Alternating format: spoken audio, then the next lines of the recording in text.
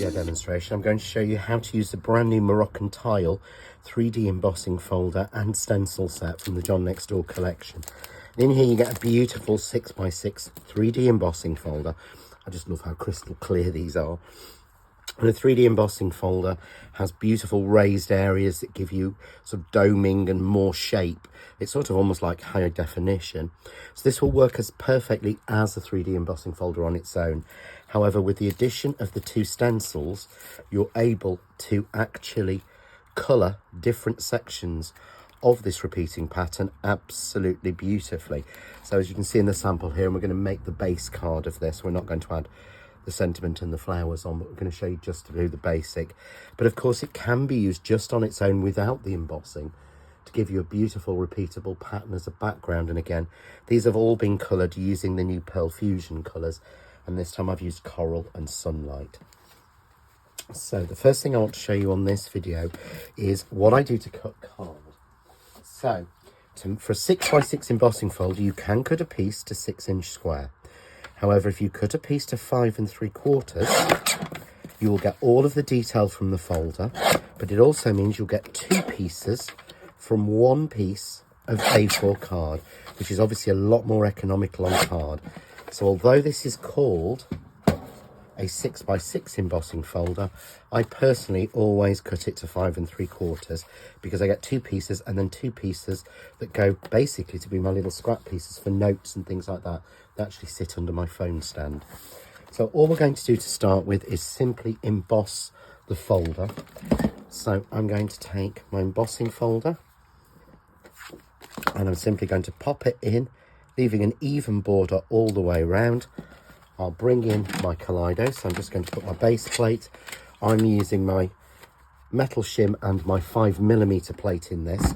So you just need to use the sandwich that's correct for your 3D embossing folders in your machine. And we simply emboss that as we would do normally. And you will get there an absolutely beautiful 3D embossed image from there. So we'll pop that out. And you can see there, you've got a really beautiful 3D embossed image. So all I need to do to colour it is to pop it down. And the way that I do this is, again, it's probably slightly different than you would think. There are 2 patterns. One which has an outside colour and one that has the details. So you can use either or both of them. But what I do is to use the coloured one first. So all we're going to do is to match up the pattern, and it's far easier, I find, to match it up to the pattern itself on the embossing folder rather than try and go in a predetermined place on your press to impress or other platform. I'm simply going to take that down just like that,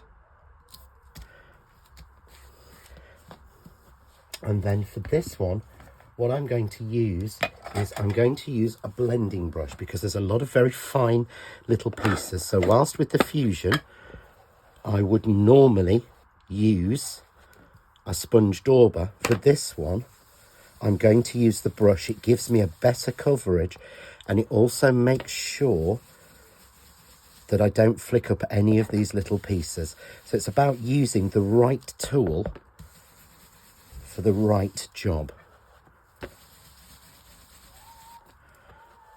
And you will find this goes a lot easier once your Fusion inks are a little bit older. When they're new, they are so juicy.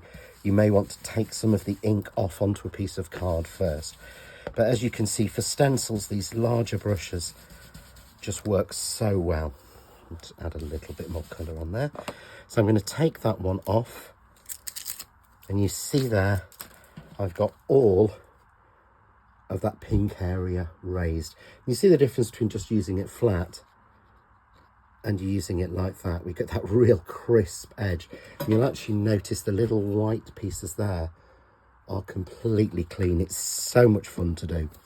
I'm then going to take the next stencil in the set, and this time I'm clicking it over. Again, I'm not trying to go to a predetermined size on the edges. I'm clicking it onto the folder itself, and you can add, I've let that move slightly, so let's pop it back in. Let's get it right. There we go. Happy with that. So tape it down top and bottom. I would recommend using the craft artist tape as it really works.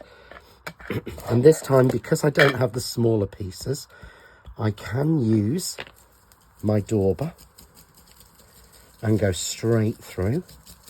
However, I would probably be tempted to use the medium brush on this. And one of the reasons I'm using Fusion is that Fusions work like mirrors. So although I'm going back over the pink, it will actually show me the yellow on top. And that's because of how the ink is formulated. So you will get different looks depending on the different inks you use. So we take that off. And there we go. We've got that beautiful yellow colour everywhere, in between and even in those little leaf areas. So really beautiful colour. I mean, I can imagine this looking stunning in pistachios and spearmints and colours like that. So all you would do is, I've got here a pre-made up card, just with a layer of pink and a layer of yellow to pull the colours out. We would pop that into the centre, and then you would decorate that how you like. So here I've added some of the beautiful stitch daisies and a little banner across the top. But however you decorate it, it will work out beautifully. For more ideas, hints, tips and inspiration, why not visit the Crafting with John Next Door and Crafts 2 group on Facebook. Enjoy.